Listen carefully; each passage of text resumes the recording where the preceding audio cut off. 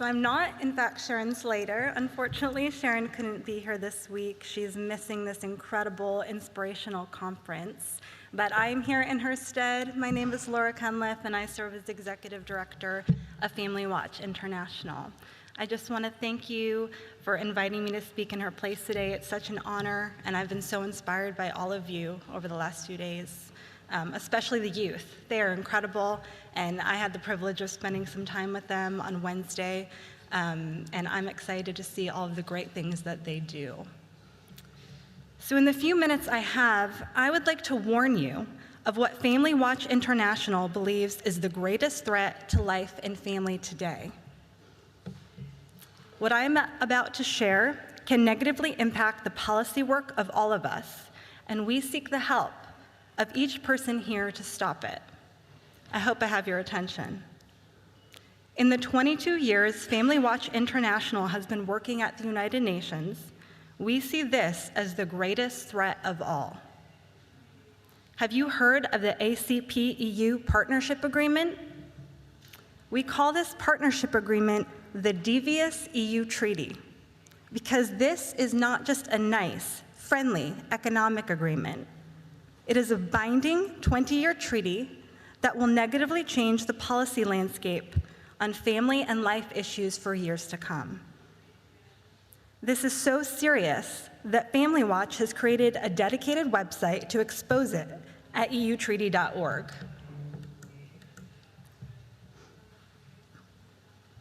The heads of state from 27 European countries, 48 sub-Saharan African countries, 16 Caribbean countries, and 15 Pacific countries are expected to soon sign this devious, binding 20-year treaty.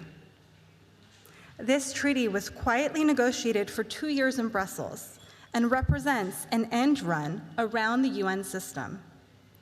The only reason we know about it is because an African government official informed us and asked for help.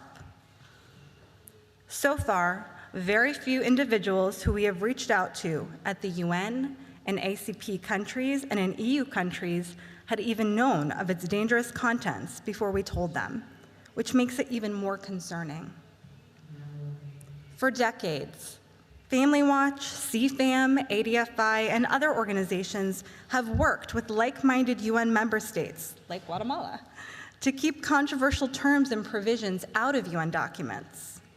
These dangerous terms and provisions would appear in this 20-year treaty signed by 106 countries. Here are just a few examples of the serious threats this treaty poses to children, life, and family that we explain in detail on our website.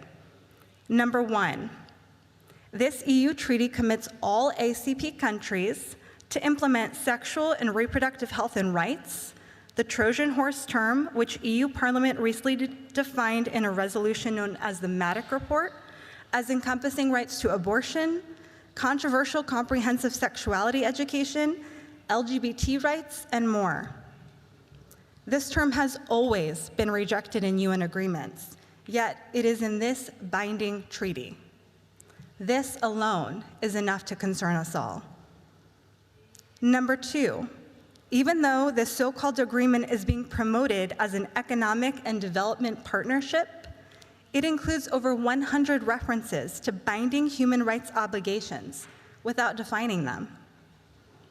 A clause in the agreement states that human rights, quote, shall underpin domestic and international policies and constitute an essential element of the agreement.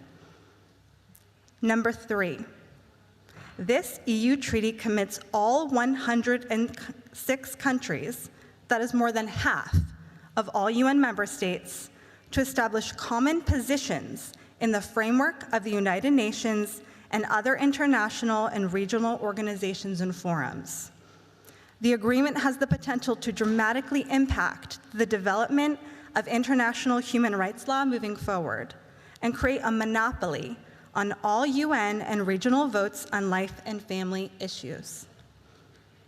Number four, this devious EU treaty requires African, Caribbean, and Pacific states to implement comprehensive sexual and reproductive health education and lists the UN's radical International Technical Guidance on Sexuality Education as the model to be used. And this is just the tip of the iceberg. You can go to our website, eutreaty.org, and read about 12 serious problems with this treaty, including how it elevates a number of soft law documents and regional agreements and makes them binding treaties with the EU. Your help is urgently needed. Our current understanding is that the signing of this treaty, expected in June, has been delayed again due to concerns raised by Hungary. We are very grateful, as it has given us more time to raise awareness of its harmful elements among governments, parliamentarians, NGOs, and concerned citizens.